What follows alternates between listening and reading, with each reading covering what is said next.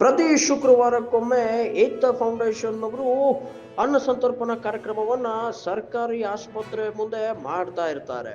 So ಈ ಬಾರಿಯ ಅನ್ನ ಸಂತರ್ಪಣಾ ಕಾರ್ಯಕ್ರಮ ಒಂದು ವಿಶೇಷತೆಯನ್ನ ಒಳಗೊಂಡಿದೆ. ಅದು ಏನಪ್ಪಾ ಅಂತಂತಂದ್ರೆ ಶ್ರೀ ಅಮರನಾಥ್ ರಮೇಶ್ ಜಾರಕಿಹೊಳಿ ದಂಪತಿಗಳಿಗೆ ಹೆಣ್ಣು ಮಗುವಿನ ಭಾಗ್ಯ. ಈ ಒಂದು ಖುಷಿ ಸಂದರ್ಭದಲ್ಲಿ ಅಮರನಾಥ್ ಜಾರಕಿಹೊಳಿ ಅವರು ಕೂಡ ಈ ಒಂದು ಅನ್ನ ಸಂತರ್ಪಣಾ ಕಾರ್ಯಕ್ರಮದಲ್ಲಿ ಭಾಗಿಯಾಗಿದ್ದರು.